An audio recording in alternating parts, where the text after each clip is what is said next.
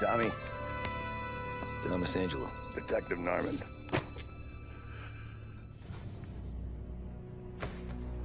You alone? No self-respecting badges coming in here unless it's the health inspector. What can I get you? Just a coffee. Thanks. Dip your beak. No, thanks. Suit yourself. So, you said on the phone you might have a proposition for me.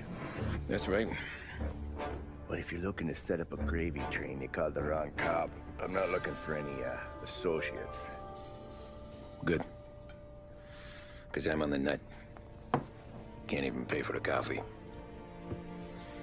But I got plenty to trade. Well, let's hear it. How long you been in town? 3 years. Caught my teeth in Empire Bay. Well, they handed you the Morello case. Right out of the gate. That's what the paper says, ain't it? And what's it to you? Tough break. Case must be getting pretty cold by now. Or you got something might warm it up? Yeah, I might have something. And what's my end of the deal? You want money? Some sort of immunity? None of that. I got people I need to protect. Families. Always the Achilles heel, ain't it? So who you got? A sick ma or a wife and a litter of kids? Wife and daughter. And no one else to watch your back, I'm guessing. Wouldn't be here otherwise. Pity that. Pa always said a man needs friends if he's going to survive in this world. Yeah. Well, in my world, it's the other way around. No surprise there. Look, I can't promise anything for your family, not until I hear what you're trading. So, are you talking? Or are you just killing time before they come for you? You think I'm on the run? Oh, I know it, Tommy. Jesus, look at you. Surely gassed. You haven't slept for days. And your neck's got to be aching from all that looking over your shoulder you're doing. No, the way I figure it is you got someone powerful mean on your tail and they ain't giving up until you end up in the river. And you walk out that door without me, we both know you're not making it 5 steps. But, yeah, you stick around, you tell me your story, and maybe you got a shot at living long enough to walk that girl of yours down the aisle. Either way, looks like I'm buying you a cup of coffee. Christ, I don't know how everything got so balled up. No one ever sees the hairpin until it's too late. But you didn't get handed a heater in the nursery, did you? No. I was a cab driver back in 30. That's how a regular palooka goes from cabbie to mob enforcer overnight, is it? Just dumb luck? Didn't feel that way at the time. Me parking on that particular street, taking a break just when Paulie and Sam are coming around the corner, what are the odds? I felt like, I don't know, like someone was watching out for us.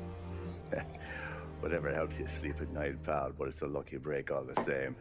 I mean, one day you're busting your back, doing an honest day's work in a city that's been trying to scrape you off its heels since the day you stepped off the boat, and the next you're stuffing your pockets full of Salieri's dirty money and lording it over the rest of us. Yeah, it wasn't like that. Back then, Salieri didn't have the run of the city. For every buck Salieri made, Don Morello would turn 10. He paid off cops, politicians, judges, and anyone he couldn't buy, he scared into looking the other way. He did seem to have the city jumping at its own shadow, I'll give you that. You hear anything about Joey Crackers? Yeah, got his name in the Morello file, sure. Boxer, right? Yeah, that's the guy.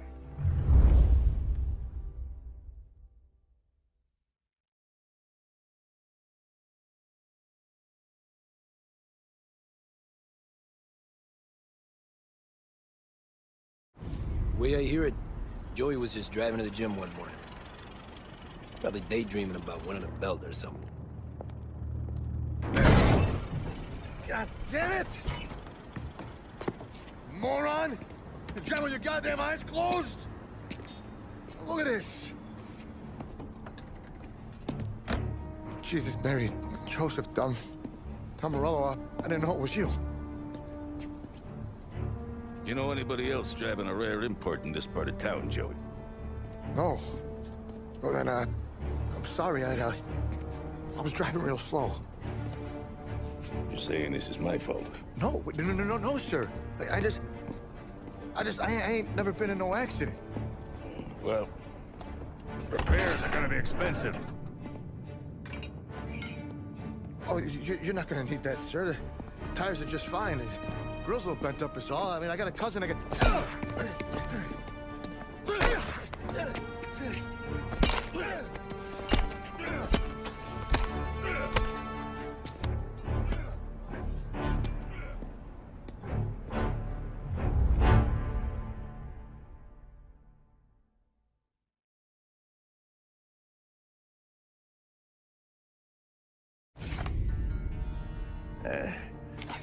Someone spun you a tail, pal. You got an informant right there says Morello made a mint every time crackers went to the mat. That's true, too. And still, Morello left that poor sap dead in the street. Head all caved in. That don't square. Maybe the Don knew Joey's career was on the downhill. Or maybe he was trying to scare some other guy into paying up. Who knows? Don Salieri chalked it up to Morello not being able to think straight when he was mad. You, have any more run-ins with Morello's crew back then? Not at first. For a couple of years after I joined up, things were quiet. We got into a few dust-ups with guys trying to muscle in, but elsewise it was just the usual routine. We were running booze, offering protection, me and the boys doing rounds to collect small time. But I ain't gonna lie. Most days, we was also having a bit of fun. Jesus Christ, Tommy. You confessing to a shootout in a church. And I ain't even to the hard stuff yet. You know I could take you in right now, put you behind bars and tell you old and grey. Maybe, if you think you can make any of it stick. But then you'd never know about Morello. Hey, fellas. Sorry to keep you waiting. My shift just started. What you having? 2 lunch specials, please. And more coffee. You know what? Let's bring the whole pot. All right, we've come this far together. What kind of heat did you get from the church? It's a strange thing. Nothing really came of it all. Always figured Salieri paid off someone somewhere because it wasn't even in the papers.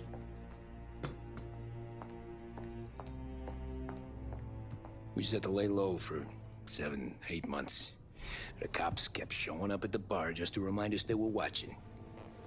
And Frank caught wind that Morello was helping Galati get reelected, hoping he'd go after the Don.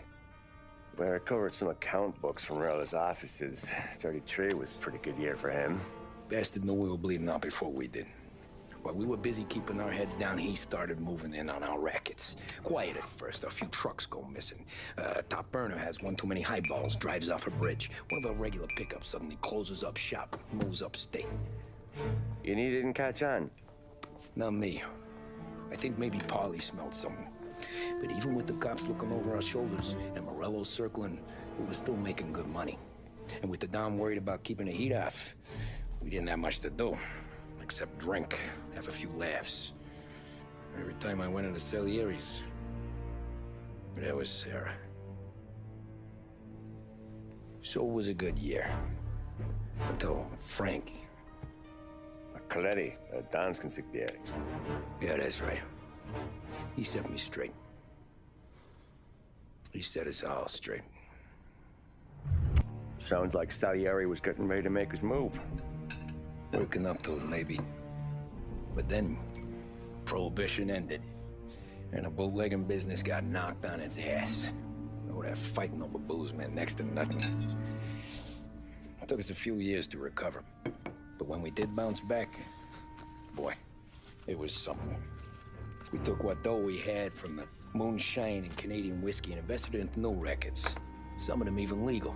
Construction, restaurants, trucking, gambling. We branched out into everything, except peddling dope. By 35, things were looking up. We had good money rolling in on the regular. I had a wife and daughter. Sam was running a club for the Don. Even Paulie had a few rackets of his own. He wasn't exactly happy, but What do you call it then? Content. Yeah, that was it. And Salieri, he finally starts talking about getting out of Morello's shadow. Maybe buying our own cops, our own politicians.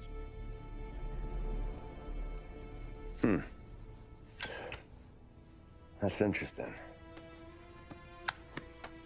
You think Salieri was sourcing highbinders in 34? Maybe. Why?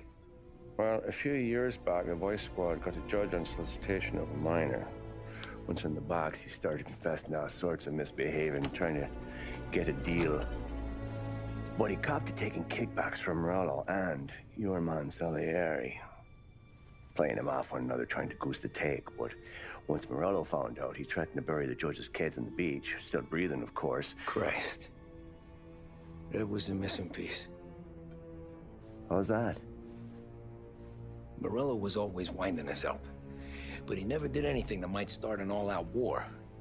Learning Salieri was building his own bench must have finally tipped his scales. Because in 35, he hit us with both barrels.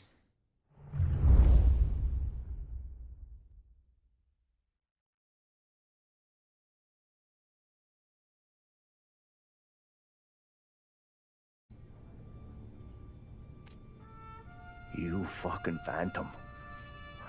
I've been chasing you for 3 goddamn years. You do life for this, Tom. Maybe you in the chair. You don't want the guy who was punching tickets. You want the guy who was handing them out. So that's what this has been all about, huh? You offering up Salieri. The Don's books. The ones Frank stole. I have them. They're enough to put Salieri away forever, and they're yours. Assuming we have a deal. My family for the Don.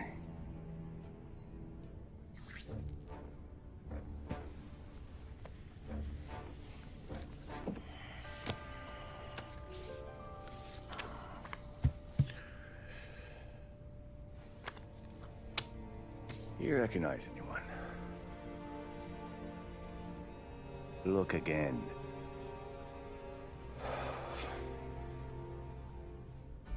Old man, that's Don Popone, 2 younger lads of Morello and Salieri. Yeah. Okay, I see it. That must be what, 1920? April. Morello's wedding. Salieri was the best man. Jesus, they're just kids. Now already soldiers in Popone's mob. So what happened? How did they go from being best mates to Morello on a slab? I don't know. I didn't even know they were friends. But you don't know could fill up the fucking Chrysler building. In 22, Popone drowns up at the lake. Right? In order to keep things running smoothly, Salieri and Morello agreed to divvy up the city. Yeah, I heard the story, so what? Well, their friendship should have made the deal work, but didn't make a lick of difference.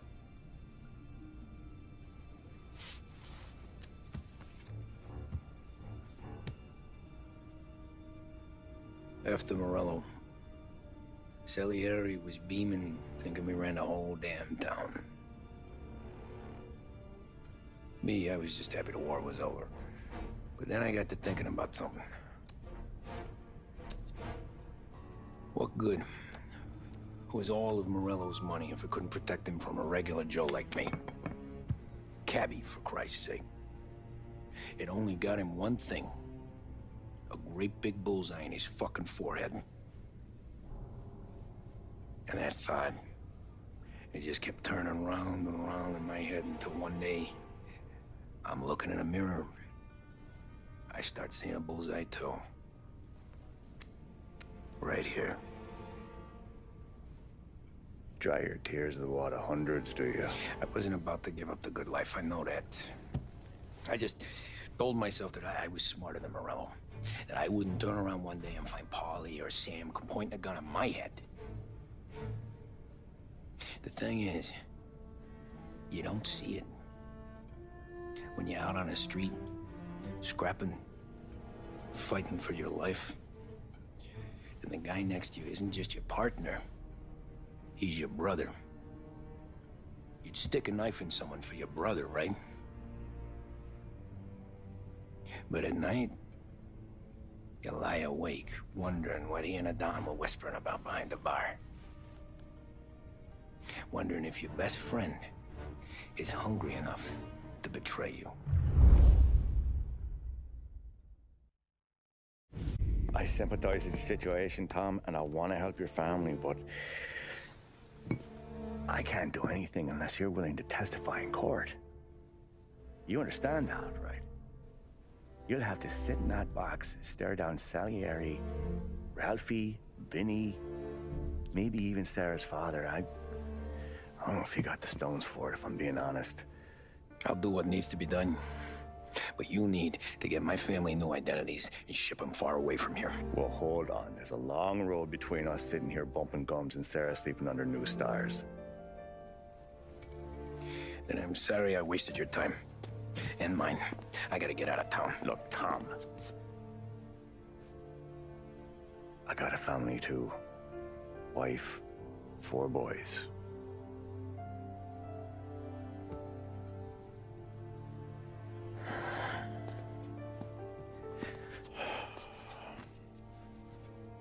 All Irish twins. Yeah.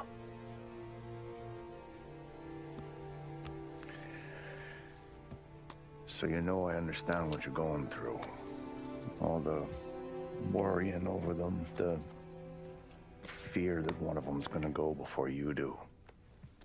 But this case, it'll be one of the biggest this city has ever seen. It could drag on for years, and I don't know if I can protect you for that long, not the way things are downtown. Everyone's gotta eat, right? Even dirty cops. Just being honest here, there's a few bodies I can trust downtown, but not many. And if it comes down to you or me taking a bullet, I'm not gonna make my wife a widow.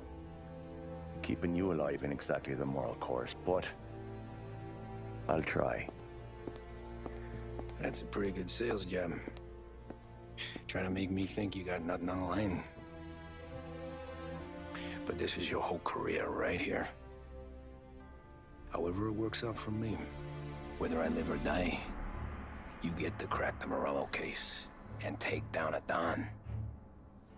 Salieri will be your legacy. Don't go thinking you know me, Tom. Salieri belongs behind bars. I'll help you so long as you help me put him there. That's all this is.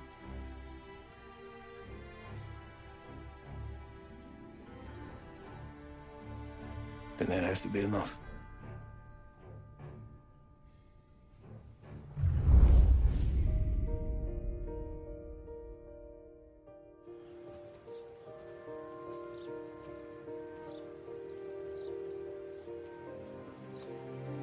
A long time ago, in another life,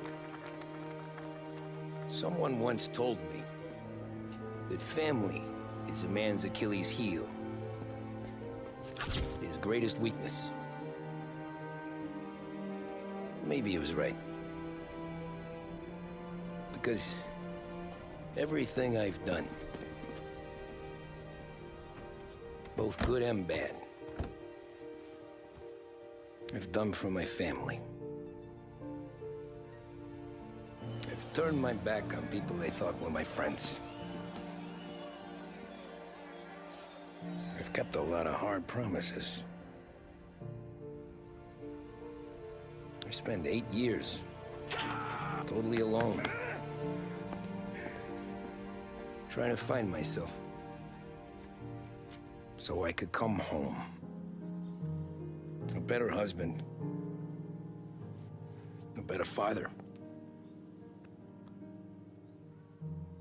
a better man.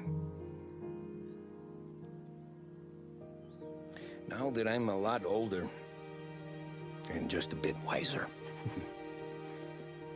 I see that family is our greatest weakness, but it's also our greatest strength.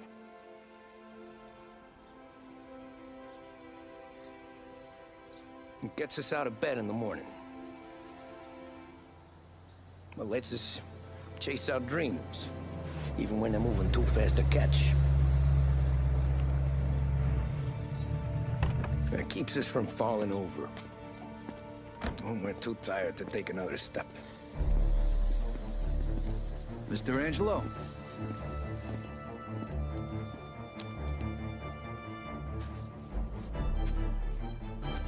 Yes. Mr. Salieri sends his regards. Tommy!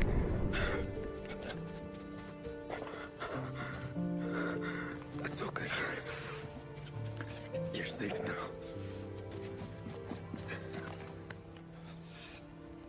You're all safe.